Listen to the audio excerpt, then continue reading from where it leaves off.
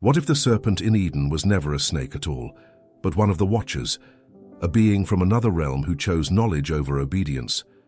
The Book of Enoch names him, and what it reveals will change how you read Genesis forever. Genesis tells us a serpent spoke to Eve. But ask yourself something you were never taught to ask in Sunday school. Since when do snakes talk?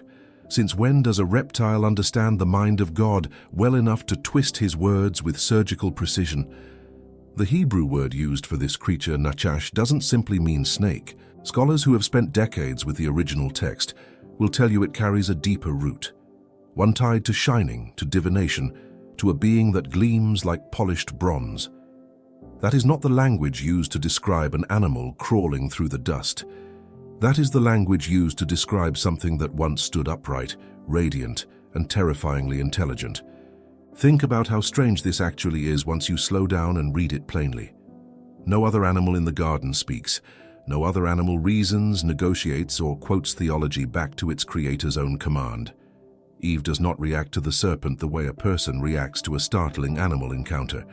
She reacts to it the way a person reacts to a conversation, weighing its argument, considering its logic, measuring its promise against what she already knew. That is not how a woman responds to a snake. That is how a woman responds to a persuasive voice she believes might actually know something she doesn't. And that detail alone should stop us from ever picturing this moment the way children's Bibles have drawn it for generations. The Book of Enoch does not treat this as a metaphor. It treats it as history. In its account, the Watchers, angelic beings assigned to observe humanity, looked down from the heavens and desired what was not theirs to take. Genesis 6:2 confirms the same event in a single haunting sentence. The sons of God saw the daughters of men, that they were fair, and they took them wives of all which they chose. That verse alone unravels an entire tradition of sanitized Sunday sermons. These were not misguided men. The Hebrew phrase Bene Elohim, sons of God, is used elsewhere in Scripture exclusively for divine beings, never for ordinary humans. Job uses the same phrase to describe angels shouting for joy at creation, so when Enoch expands on this moment, he is not inventing a myth, he is filling in details that Genesis only whispers. And at the center of that whisper stands one figure who set the whole tragedy into motion. Long before the Watchers descended on Mount Hermon, long before Shemihazah bound his angels to an oath of rebellion, Enoch names him Gadreel. Chapter 69 of the Book of Enoch is explicit. It was Gadreel who deceived Eve, not through poison, not through violence, but through knowledge offered too soon, wrapped in a voice designed to sound like wisdom. Enoch writes that this being showed the children of men all the blows of death, and in that same breath credits him as the one who led Eve astray in the garden. Read that again. The text does not treat Eden as a separate story from the Watchers. It treats it as chapter 1. This changes everything about how the fall should be understood.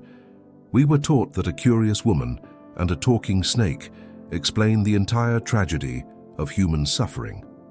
But what if Eden was the first breach in a much longer war? What if the serpent was not a trickster animal, but a watcher testing whether humanity could be turned before the others ever set foot on Hermon? Genesis 3:5 records the serpent's exact promise. Your eyes shall be opened, and ye shall be as gods, knowing good and evil. That is not the language of an animal instinct. That is the language of a being who already possessed forbidden knowledge and understood precisely what withholding and then releasing that knowledge would do to a mortal soul. There is something else buried in the Hebrew that most translations quietly smooth over. Genesis 3:1 calls the serpent more subtle than any beast of the field. But the word for subtle, arum, is the exact same root used elsewhere in Scripture to describe prudence and shrewd wisdom, a trait assigned to the wise, not the wild. The text is telling you, in its original language, that this was not an animal outsmarting a woman. This was an intelligence operating on a level humanity had never encountered, using truth-shaped words to deliver a lie. Jude 1:6 adds a chilling coda to this entire narrative. Angels, which kept not their first estate, but left their own habitation, he hath reserved in everlasting chains under darkness, unto the judgment of the great day. Whatever happened in Eden, whatever happened on Hermon, the consequence was not confined to earth. It reached into the architecture of heaven itself and altered the fate of beings who were never supposed to fall. Peter writes something almost identical, as if confirming Jude from an entirely separate hand. 2 Peter 2:4 says, God spared not the angels that sinned, but cast them down to hell, and delivered them into chains of darkness, to be reserved unto judgment. Two separate apostles, writing to two separate audiences, describing the same imprisoned beings with the same imagery of chains and darkness. That is not coincidence. That is a thread running through the entire New Testament, quietly confirming what Enoch had already recorded centuries earlier, that the rebellion in the heavens was real, that it had consequences, and that Eden was where the first thread of that rebellion touched human soil. So when you picture that moment in the garden, the tree, the fruit, the voice curling through the branches, stop picturing a snake. Picture something that once walked among the stars, now standing in a garden of dust, offering humanity the one thing it should never have had to ask for. If this is the kind of question your church never let you ask out loud, you're exactly where you need to be. Subscribing costs nothing, but it means you won't miss what comes next, because what Enoch reveals about the watchers who followed Gadreel's example is even harder to look away from. And if this account of Eden has already shifted something in the way you see Genesis, you need to see what else has been kept from the standard reading. We put together a premium illustrated biblical mystery guide called The Forbidden Book of Enoch, what it reveals about the watchers, giants, and the world before the flood. It walks through the fallen angels, the Nephilim bloodline, and the pre-flood world in full illustrated detail, the kind of depth a 15-minute video simply cannot hold. The link sits in the first comment pinned to this video, and once you open it, you'll understand why so many viewers call it the missing piece of their Bible study. Eden was only the opening move. Enoch's account makes clear that Gadreel's deception in the garden was a preview of something far larger, a coordinated descent that would reshape the ancient world. Chapter 6 of Enoch places the event on Mount Hermon, and the name itself carries the weight of what happened there. Hermon derives from a Hebrew root meaning cursed or devoted to destruction, and ancient tradition held that this was no accident of geography. It was a marker, a warning etched into the mountain itself, naming what took place on its summit long before any historian wrote it down. 200 watchers gathered there under the leadership of a being named Shemi-Hazah. Enoch records that they did not descend impulsively. They made a pact. And they were in all 200, who descended in the days of Jared on the summit of Mount Hermon, the text reads, and they called it Mount Hermon, because they had sworn and bound themselves by mutual imprecations upon it. That word, imprecations, means a binding curse, a solemn oath sealed with the understanding that breaking it would bring judgment on every one of them. Shemi-Hazah himself seemed to sense the danger before the others did. Enoch quotes him warning his companions, I fear ye will not agree to do this deed, and I alone shall have to pay the penalty of a great sin. His own words expose something rarely discussed in traditional readings of Scripture. These were not mindless creatures acting on impulse. They understood exactly what they were about to do, and they did it anyway. What makes this account so unsettling is the deliberateness of it. This wasn't a single angel falling to a moment of weakness, the way Eden might first appear on the surface. This was a council, a vote, 200 separate beings, each choosing to bind themselves by oath to a plan they knew would cost them everything. Enoch even names them one by one: Shemi-Hazah, Artkof, Ramtel, Kokabel, Tamiel, and dozens more, as if the text itself refuses to let this rebellion fade into vague mythology. These were individuals with names, ranks, and a shared understanding of the judgment awaiting them, and still they chose Hermon's summit as the place to seal their fate. Genesis compresses this entire event into a single terse line, almost as if the author wanted future generations to look deeper rather than accept the surface reading. There were giants in the earth in those days, Genesis 6:4 says, and also after that, when the sons of God came in unto the daughters of men, and they bare children to them, the same became mighty men which were of old, men of renown. The Hebrew word for giants here is Nephilim, and its root carries the sense of fallen ones, beings who came down and, in doing so, brought something monstrous into a world that was never built to hold it. What Enoch adds to this is the mechanism, not just that the Watchers fathered children, but what they taught while they walked among mortals. Azazel, one of the leaders named alongside Shemihazah, is credited with instructing men in the forging of weapons.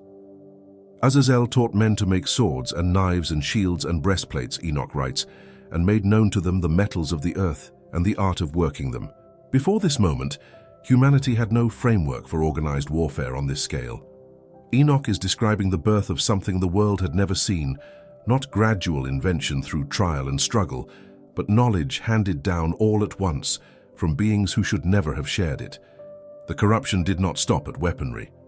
Enoch describes the Watchers teaching women the art of cosmetics, sorcery, and the interpretation of signs in the sky, practices Scripture elsewhere condemns with unusual intensity. Deuteronomy 18:10-11 lists precisely these categories as forbidden. There shall not be found among you anyone that maketh his son or his daughter to pass through the fire, or that useth divination, or an observer of times, or an enchanter, or a witch, or a charmer, or a consulter with familiar spirits, or a wizard, or a necromancer. Read against Enoch's account. This passage stops looking like an arbitrary purity code. It reads like a direct response to specific practices that entered the world through the Watchers. A divine attempt to quarantine humanity from knowledge it was never meant to carry. Notice how specific that list actually is. It doesn't simply forbid vague wickedness. It names enchantment, sky reading, necromancy, and communication with familiar spirits, the exact categories of forbidden knowledge Enoch attributes to specific fallen angels like Barakel, who taught astrology, and Kokebel, whose very name means Star of God, and who instructed men in the constellations for purposes Scripture never sanctioned. The law given centuries later to Moses reads less like new legislation and more like a closing of doors that had been forced open generations earlier on Hermon's summit. And the offspring of these unions were not ordinary men, even by the giant-sized standards ancient cultures sometimes exaggerated. Enoch describes them growing to 3,000 ells, an almost unbelievable height by any translation, and then turning that size against creation itself. And when men could no longer sustain them, the giants turned against them and devoured mankind, the text says. And they began to sin against birds and beasts and reptiles and fish, and to devour one another's flesh and drink the blood. This is not embellishment for effect. This is Enoch explaining why God's patience with the pre-flood world finally reached its limit. Not simply because humanity sinned, as it always had, but because something not fully human was now consuming creation itself. Genesis 6:5 delivers the verdict in a single devastating sentence. The wickedness of man was great in the earth, and every imagination of the thoughts of his heart was only evil continually. Read on its own, that verse describes ordinary human corruption. Read alongside Enoch, it describes a world contaminated at a genetic and spiritual level, a world where the line between human and something else had been deliberately blurred by beings who answered to no one but their own ambition. This is the world the flood was sent to erase. Not a world of ordinary sinners making ordinary mistakes, but a world where fallen angels had rewritten the rules of what humanity was allowed to know, allowed to become, and allowed to worship. And if Gadreel's whisper in the garden was the first crack in that foundation, Hermon was where the entire structure gave way. God did not simply watch this unfold from a distance. Enoch describes 4 archangels, Michael, Gabriel, Raphael, and Uriel, looking down at the devastation on earth and interceding directly before the throne. This detail matters more than it first appears, because it establishes something Scripture rarely states so plainly. Heaven itself was disturbed by what the Watchers had done. This was not a minor infraction quietly absorbed into the background of divine governance. It was a crisis significant enough that the highest-ranking angels felt compelled to bring humanity's suffering before God personally, describing the bloodshed, the cannibalism among the giants, and the cries of a world being consumed from within. Even beings who exist outside of time, who witness the full sweep of human history without the limits mortals live under, found this moment unbearable enough to intervene. Uriel is given a direct assignment in response. He is sent to warn Noah of what is coming, and Enoch's account gives Noah's foreknowledge a different texture than the brief instructions recorded in Genesis. In Enoch's telling, Noah is not simply told to build an ark because rain is coming.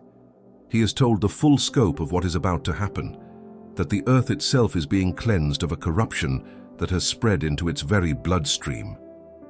Genesis 6:13 captures God's own words to Noah with unusual weight. "The end of all flesh is come before me, for the earth is filled with violence through them, and behold, I will destroy them with the earth." Notice the phrase, "through them." Not simply violence committed by men, but violence carried through a corrupted lineage, a phrase that reads very differently once you understand what Enoch says was walking the earth at that time. The judgment against the watchers themselves is where Enoch becomes almost unbearably specific. Raphael is instructed to bind Azazel and cast him into the darkness, and make an opening in the desert, which is in Dudael, and cast him there. The text continues with a detail that feels almost too vivid to be poetic invention. "Cover him with darkness, and let him abide there forever, and cover his face that he may not see light." This is not a vague metaphor about spiritual consequence. This is a description of imprisonment, specific in location, specific in method, specific in duration. And Azazel is not alone in this fate.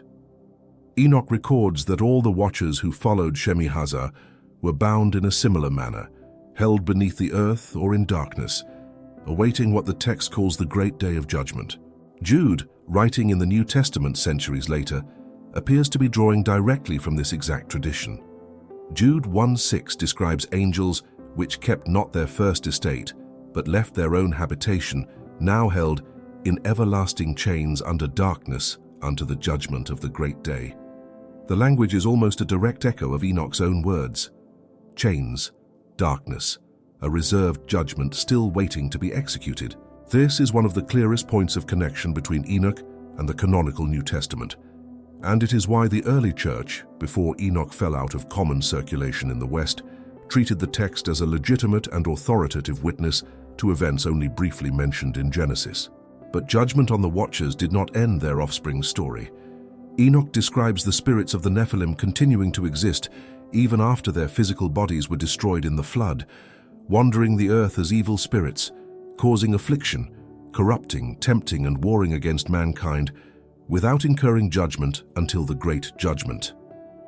Read that carefully, because it reframes an entire category of spiritual warfare described throughout both testaments. If Enoch is correct, the demonic forces described in the Gospels, the unclean spirits Christ casts out again and again, are not simply generic evil. They may be the disembodied remnant of a hybrid race destroyed in the flood, but never fully erased from the spiritual realm. This reframing changes how certain New Testament passages read entirely. When Christ encounters the demon-possessed man in Mark 5, the spirits inside him beg not to be sent out of the country, and when asked their name, respond, "Legion, for we are many." That is an unusual level of self-awareness and organization for what is often assumed to be simple, malevolent energy. Enoch's framework offers an explanation Scripture itself never fully spells out, that these were once something else, something that walked the earth in flesh before losing that flesh to divine judgment, and that their hostility toward humanity carries the memory of what was taken from them. Consider how consistently the Gospels describe these spirits requesting a physical body rather than simply existing as disembodied energy content to remain unseen. The legion begs Christ to be sent into a herd of pigs rather than cast into the abyss outright. That request only makes sense if embodiment itself held value to them, a lingering hunger for the physical existence their kind once possessed before judgment stripped it away. Enoch's account of restless, wandering spirits searching for a foothold in the material world suddenly explains a detail the Gospels record without ever pausing to justify it. Enoch's own role in this narrative deserves attention too, because he is not a passive narrator standing outside the events he describes. The watchers themselves ask him to intercede on their behalf, hoping the righteous man who walked with God, as Genesis 5:24 puts it, might carry their plea for mercy before the throne. Enoch agrees, delivers their petition, and returns with an answer that offers no comfort. Their judgment stands, their fate is sealed, and there will be no forgiveness for what they chose on Hermon's summit. It is a striking detail that even the most righteous man of his generation could not soften a judgment that severe, a reminder of how completely the Watchers' rebellion severed them from any path back to grace. What emerges from this section of Enoch is not simply an ancient horror story. It is a coherent theological argument about the seriousness of crossing boundaries God established from the very beginning, between heaven and earth, between angel and human, between what was given and what was taken. And it sets the stage for a question the next part of this account forces us to confront directly. If the flood was meant to erase this corruption completely, why do so many ancient cultures scattered across the globe preserve memories of giants, of watchers, of a world before the waters that looks remarkably similar to what Enoch describes? Long before archaeology had a name for it, cultures on opposite sides of the planet were already telling the same story. The Greeks spoke of titans, enormous beings who ruled before the gods of Olympus and were eventually cast down into Tartarus, a place of eternal darkness beneath the earth. The Mesopotamians recorded the Anunnaki, divine figures who descended from the heavens and mingled directly with humanity, shaping the earliest civilizations along the Tigris and Euphrates. Norse mythology speaks of Jotnar, giant beings present at the very foundation of the world, older than the gods themselves and locked in constant tension with them. These are not isolated coincidences invented independently by unrelated peoples with no contact between them. They are echoes, fragments of the same memory refracted through different languages, different centuries and different pantheons, yet circling back again and again to the same core idea: beings who came from above, who were far greater than ordinary men, and whose presence on earth ended in judgment. Then there is the physical record, the part of this story that doesn't rely on translation or oral tradition at all. Göbekli Tepe in modern Turkey predates Stonehenge by roughly 6,000 years and predates the pyramids of Giza by an even wider margin. Conventional history tells us that organized religion, monumental architecture, and complex engineering only emerged after agriculture gave humans the stability to build. Göbekli Tepe breaks that timeline completely. It was constructed by people who, according to the standard model, should not have possessed the tools, the social organization, or the astronomical knowledge to carve and align massive stone pillars with such precision. And yet, there it stands, deliberately buried by its own builders thousands of years after it was raised, as though something about it needed to be hidden rather than left for future generations to study. The pillars themselves carry carved reliefs of animals and abstract symbols that archaeologists still cannot fully decode, arranged in circular enclosures whose purpose remains debated even among the specialists who have spent decades excavating the site. Some of the largest pillars stand over 5 meters tall and weigh upwards of 10 tons, quarried, carved, and transported using methods that supposedly hunter-gatherer communities should not have had access to. The site's excavator himself once described it as a discovery that forced the entire field to reconsider the assumed order of human development, that perhaps organized religious structure came first, and agriculture followed as a consequence of gathering enough people in one place long enough to need a stable food supply, rather than the other way around. If the standard timeline can be inverted this dramatically at one site, it raises an uncomfortable question about how many other assumptions about the ancient world deserve the same scrutiny. Baalbek in Lebanon presents an even more direct challenge to what we assume ancient builders were capable of. The trilithon stones forming part of its foundation weigh an estimated 800 tons each. Modern cranes, even today, strain to lift a fraction of that weight with any precision. Local legend surrounding Baalbek has for centuries attributed its construction not to human builders at all, but to giants, a detail dismissed for generations as folklore until you place it beside Enoch's account of Nephilim strong enough to reshape the earth itself. Engineers who study the site still debate how these particular stones were quarried, moved, and set with such exactness, since no surviving evidence explains the method, only the result. Halfway across the world, Pumapunku in Bolivia presents stonework cut with such mathematical precision that some blocks fit together with tolerances modern machinery would struggle to replicate, built at an altitude and in a climate that makes the logistics of the project almost incomprehensible under conventional assumptions. Sacsayhuaman in Peru continues this same pattern. Its walls are built from stones weighing well over 100 tons each, fitted together so precisely that even a blade cannot slide between them without any mortar holding them in place. And Yonaguni, submerged off the coast of Japan, presents structures with sharp angles and stepped terraces that some researchers argue show clear signs of intentional shaping, structures now resting beneath water at a depth that would place their construction long before conventional history says complex building of any kind existed. Each of these sites, standing thousands of miles apart, built by cultures with no recorded contact with one another, share a signature of impossible engineering paired with local legends of giants, gods or beings from the sky. What strikes even skeptical researchers about these locations is not any single mystery in isolation, but the consistency of the pattern across them. A culture in the Andes and a culture in the Eastern Mediterranean, separated by an ocean, both leave behind megalithic stonework beyond their supposed technological reach, and both preserve oral memory of giants responsible for it. That kind of convergence is difficult to explain as coincidence alone. It behaves less like independent invention and more like scattered fragments of a single shared history, carried forward by different peoples long after they lost the full context of what they were actually remembering. Enoch gives us language for exactly this pattern. Chapter 8 describes the Watchers imparting not only weapons and cosmetics, but the cutting of roots and the knowledge of the clouds, an obscure phrase some researchers have connected to advanced understanding of astronomy, meteorology, and construction methods, far beyond what pre-flood humanity should have independently developed.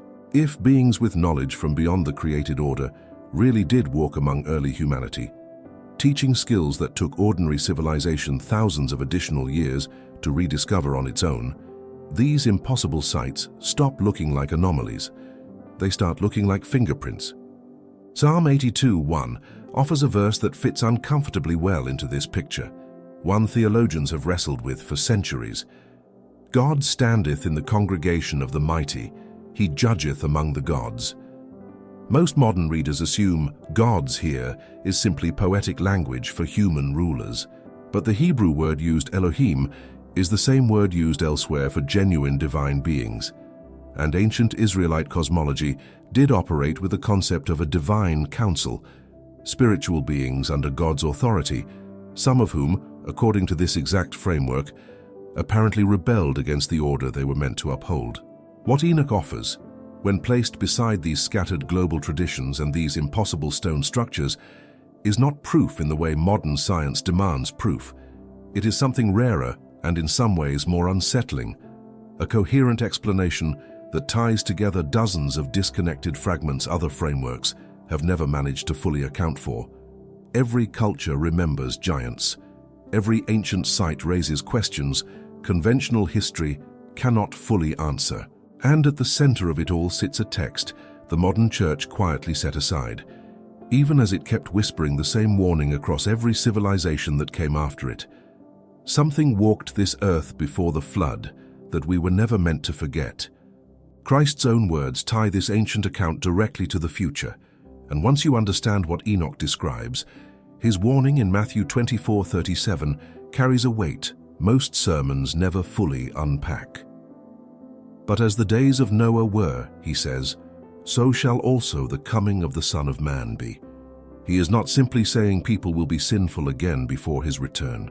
He is drawing a direct comparison to a specific named period of history, the exact period Enoch describes in such disturbing detail, when fallen beings walked among men, when bloodlines were compromised, when knowledge forbidden to humanity spread across the earth faster than righteousness could contain it. If Christ chose that particular era as his benchmark, it forces a serious question.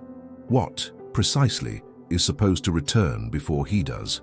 Genesis 6:11 describes the pre-flood world with a single word that appears again centuries later in a very different context. The earth also was corrupt before God, and the earth was filled with violence. The Hebrew word for violence here, chamas, denotes more than physical brutality. It carries the sense of a complete breakdown of moral and social order, injustice woven into the fabric of daily life. Revelation, describing the final days before Christ's return, paints a remarkably similar picture.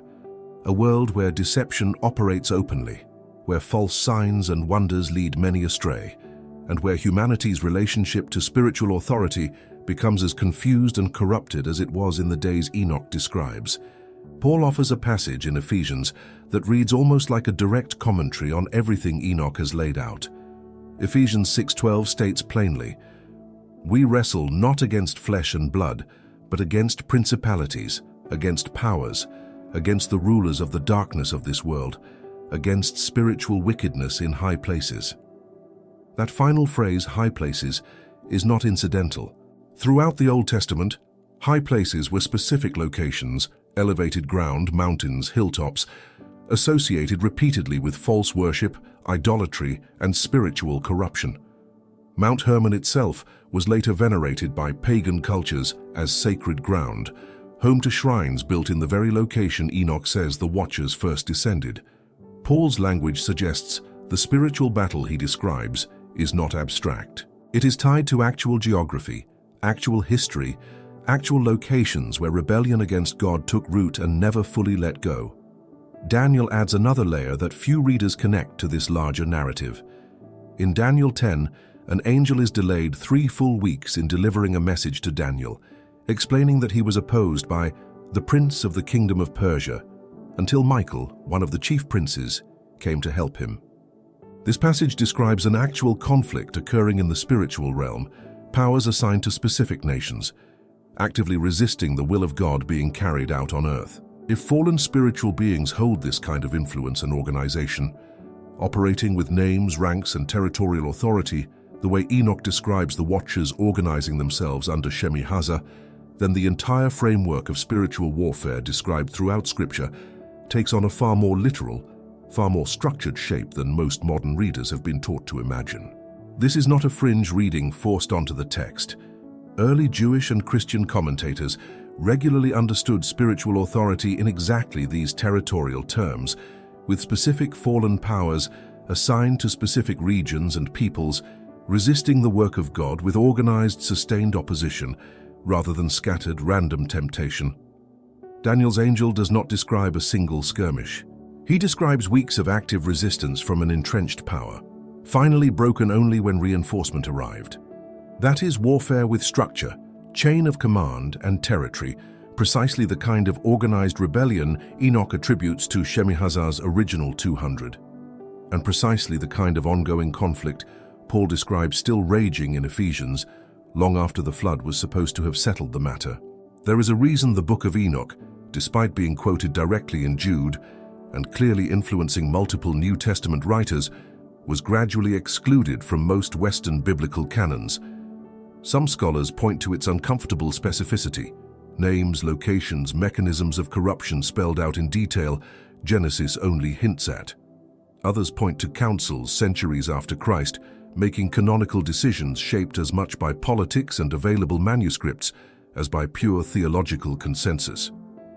Whatever the reason, the Ethiopian Orthodox Church never removed it, preserving Enoch as scripture continuously for nearly 2,000 years, even as it vanished from circulation almost everywhere else, until fragments resurfaced among the Dead Sea Scrolls in the 20th century, confirming that the text, long dismissed as late invention, had in fact circulated among devout Jewish communities centuries before Christ walked the earth. That discovery matters enormously. It means the writers of the New Testament, including Jude, who quotes Enoch by name in Jude 1:14-15, were not referencing an obscure or fringe document. They were referencing a text widely respected within their own religious tradition, treated with enough authority that quoting it required no explanation or justification to their original audience. Somewhere between the early church and the modern one, that respect was lost, and an entire dimension of biblical history, the identity of the serpent, the mechanics of the Watchers' rebellion, the judgment awaiting fallen beings, the connection between ancient corruption and end times warning, was quietly set aside, left for those willing to dig past the surface of Sunday morning teaching to rediscover on their own. Think about what that means for how Scripture has actually been read for the better part of 2,000 years. Congregations have heard Jude's letter read aloud, have heard Christ's comparison to the days of Noah quoted from the pulpit, have heard Genesis 6 mentioned in passing, all without the surrounding context that would let those verses make full sense. It is not that the Bible ever hid this information. It is that the fuller account explaining it was gradually moved out of reach, leaving fragments scattered across Genesis, Jude, Peter, and Revelation that read as strange or incomplete on their own, but snap into coherence the moment Enoch's narrative is placed back beside them. And that is precisely where this account leaves us, not with a neat resolution, but with an unsettling continuity, a serpent in a garden, a mountain full of oath-bound rebels, a flood meant to erase what could not be allowed to continue, and a warning from Christ himself that the same conditions would return before his final return. Genesis 3 was never the end of the story. It was the opening line of a conflict Scripture keeps circling back to, chapter after chapter, right up through the closing warnings of Revelation, urging every generation that reads it carefully enough to recognize the pattern before it repeats. The serpent in the garden was never just a snake, and now you know exactly why. Thank you for staying with this account all the way through. This kind of hidden biblical history only reaches the people ready to hear it, and that's you. If Enoch's story about the Watchers, Gadreel, and the world before the flood shifted something in how you read Genesis, hit subscribe so you don't miss what's uncovered next. Drop a comment and tell me which details struck you the hardest. And if you want the full illustrated depth behind everything covered here, our premium guide, The Forbidden Book of Enoch, is linked in the pinned comment below. Like this video and stay. The next one is already waiting on your screen.